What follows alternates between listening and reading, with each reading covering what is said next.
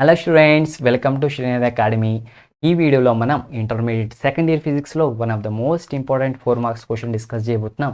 That is distinguish between half wave rectifier and full wave rectifier. So ఇది 15th chapter semiconductor electronics నుంచి ఉన్న important question students. And మిగతా important questions కావాలంటే subscribe to the channel.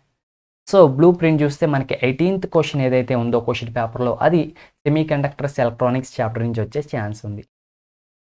And question వచ్చేసి distinguish between half wave and full wave rectifiers.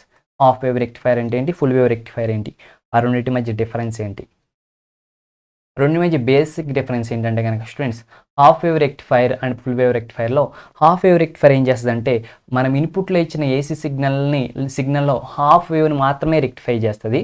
అదే full wave rectifier అయితే కనుక మనం ఈ ఇన్పుట్లో ఇచ్చిన ఏసీ సిగ్నల్ మొత్తాన్ని కూడా రెక్టిఫై చేస్తుంది. అందుకే హాఫ్ ఫుల్ అనమాట. సో వాటిలో బేసిక్ డిఫరెన్సెస్ మనం చూస్తే కనుక సర్క్యూట్ కాన్ఫిగరేషన్స్ ఇలా ఉంటుంది అనమాట. సో హాఫ్ వేవ్ రెక్టిఫైర్లో ఒక డయోడే ఉంటుంది, ఫుల్ వేవ్ రెక్టిఫైర్లో మనం 2 డయోడ్స్ని పెడతాం స్టూడెంట్స్, ఓకేనా.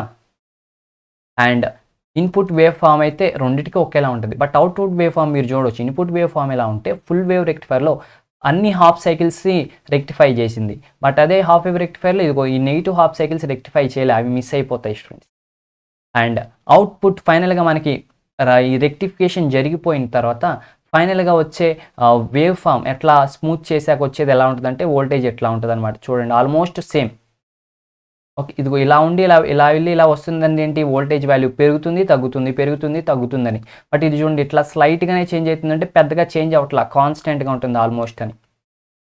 అదే ఇక్కడైతే ఎక్కువ చేంజ్ ఉంటుంది అనమాట, ఏది హాఫ్ వేవ్ రెక్టిఫికేషన్లో స్టూడెంట్స్. అండ్ ఫుల్ వేవ్ రెక్టిఫికేషన్లో మనకి ఎఫిషియన్సీ వచ్చేసి ఆల్మోస్ట్ 80 అరౌండ్ 80 ఉంటుంది రఫ్గా, బట్ దీంట్లో మనకి అరౌండ్ 40 ఉంటుంది అనమాట. Okay students. So full wave rectification వల్ల మనకి చాలా యూజెస్ అనేవి ఉన్నాయి స్టూడెంట్స్. హాఫ్ వేవ్ రెక్టిఫైర్లో చాలా ఎనర్జీ మనం లాస్ అయిపోయే వాళ్ళంగా ఉంటాం అనమాట. ఓకేనా స్టూడెంట్స్. సో వీటి మధ్య ఉన్న basic differences students. Okay, so that's it. Next important question కోసం డిస్క్రిప్షన్లో చెక్ చేసేయండి, ఓకేనా. So thanks for the watching. Have a nice day. Don't forget to subscribe, like, share, comment. Bye bye.